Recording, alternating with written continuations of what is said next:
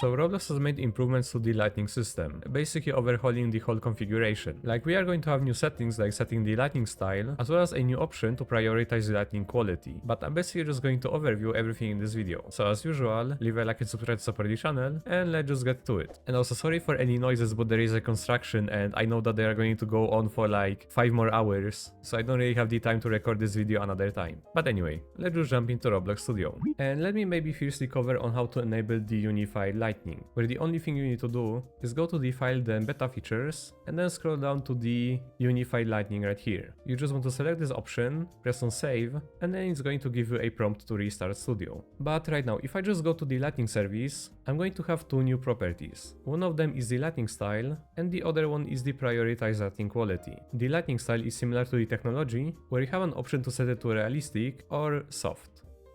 And this is basically a change between the future and the shadow map, where if you deselect the other property, this is basically just going to be the voxel lighting.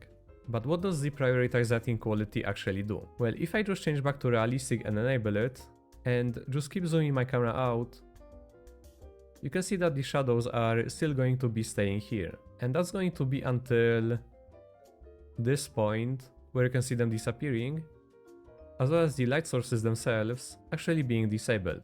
So I'm going to go to the point where I'm still going to have the light sources enabled, which is around right here, and just disable the prioritized lighting quality property, where you can mostly see the difference in this lower area right here, where it's basically just going to get rid of the details, again based on the distance.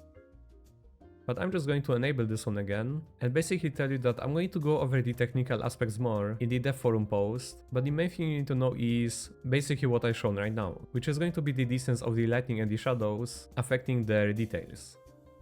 And another example to showcase this on would be basically this angle of the map, where if I just deselect it, you can see all of the light sources and shadows disappearing in the distance. And how does it also affect the lighting style? Well, if I were to go to soft, you can't really see much difference, right? Since right now it's technically on the shadow map technology, but if I were to disable the prioritized lighting quality, it's going to go back to the voxel. And let me go back to this angle right here, just to show you the change in the lighting more. So normally here is the angle, right? Now if I were to disable this property again, you can again pretty much see how it changes. And this is what the update is about on the surface level, but there is actually more interesting stuff that I'm going to be showing from the Devforum post right now. And here it is. The Let There Be Unified Lighting. Unified Lighting enters the Studio Beta, where we basically just have a lot of overview and visual examples, which I'm going to go over right now. This is just Roblox saying that they prioritize building a platform that adapts seamlessly, and basically that includes the lighting. They wanted to scale it smoothly across all devices, empowering you to achieve visual true to your aesthetics without compromising on performance. And again, this lighting technology is supposed to be more optimized. And this part goes about the unified lighting basically being an overhaul, which I said at the start of the video. But this update brings immediate improvements to how lighting scales, like a better lighting for mid-distance objects, while also laying the foundation for many improvements, including increased light ranges. And this rest assured part is basically them saying that the unified lighting doesn't remove any existing technologies, and they want to maintain the current look for all games. And here is a preview of the unified lighting, which scales lighting better, as seen via improved shadow gradients. Like, the main difference you can see on the first frame are going to be the shadows. Like, for example, on the fourth pillar right here, you can clearly see the shadow going on the studs, right? But right here you don't. And I hope it's not going to be too hard to see with YouTube's video compression, but anyway, you can basically just see the difference in the shadow gradients that go between these two examples. And if I were to play the video a little bit, and pause it right here, another big thing that you can see are these different shadows that come out from all of the pillars. And this is because of the new light gradient behavior, since the lighting in the real world kind of doesn't behave the same as shown in the example on the left.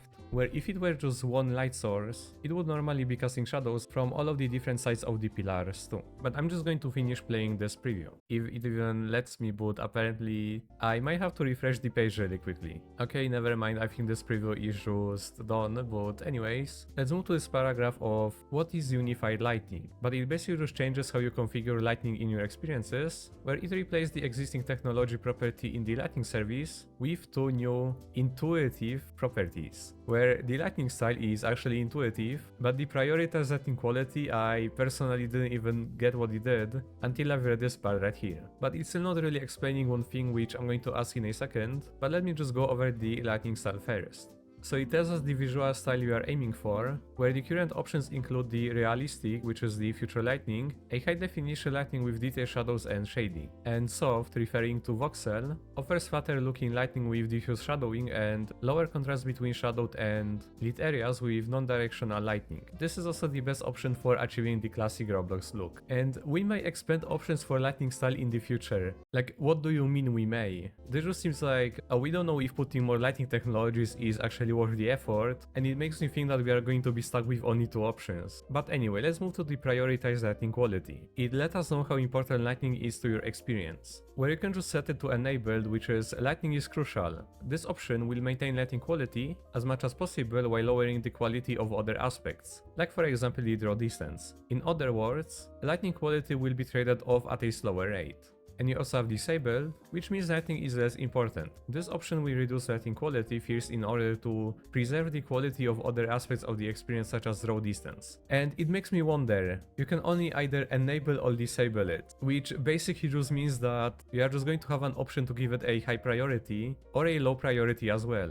And there is no default option on like the middle ground. Maybe it was just worded incorrectly, meaning that this option will reduce lighting quality first, because this part just insinuates what I basically just said right here. But anyway, let's see if this example is going to actually work. So you have the selecting prioritize, preserve key lighting details such as the large building shadow for large distances. And let's maybe actually play it.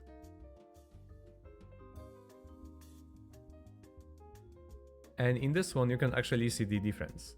And also a really quick note with this, it would be nice to have a set distance value that you could configure in which the shadows are going to be preserved. And another neat thing would be a value in which the shadows basically just disappear, so it's not going to be basically this drastic change like right there. Since the shadow is disappearing, it just happens on 1 second timescale. And this just might look a little bit weird in certain realistic builds or showcases. But moving on. There is also a note saying that neither of these properties are scriptable, similar to the old technology property. And here we have what will change for my existing experiences paragraph, saying you can expect improved scalability without compromising on visuals. And most notable change is the improvement in how mid-distance objects are lit. And to ensure this smooth transition, your current technology setting will be automatically mapped to the equivalent unified lighting settings, where you have the future, shadow and voxel, where this is realistic and prioritized enabled, then soft and prioritized, and voxel is just soft and disabled the prioritized option. And here we have yet another preview, saying that the unified lighting preserves the lighting details for mid-distance objects. And note how the main diagonal shadow coming from the blue building is preserved the entire time when unified lighting is enabled. So let's actually maybe see this.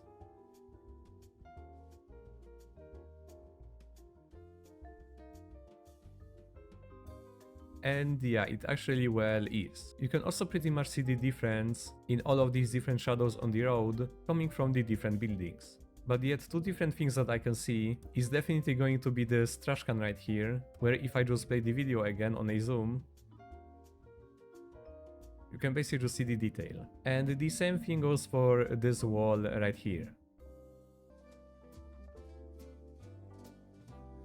So yeah, and here are some enhancements to the future lighting, like the increased maximum range for local lights, where you can illuminate larger areas for your different lights, and the improved lighting attenuation, where you can achieve more realistic and nuisance lighting effects with enabled fall-off control. So this fall-off control might actually be what I mentioned previously. And now how to enable the unified lighting is basically something that I already went over, and here is the rollout plan. So I have the studio beta release, which is today on January 21st, and a full release, which doesn't have a date yet, but they will be fully deprecating the technology property under the lighting service. And lastly, we have the frequently asked questions, saying that there are going to be performance improvements. Then what will happen if I select the realistic lighting with the disabled prioritized quality? And this is just future lighting but with a shorter shading distance. And this one is kind of interesting, saying that what's going on with the GPU light grid technology you previewed at RDC 2023. And they deprioritized the GPU lightning grid to focus on performance, as well as lightning scalability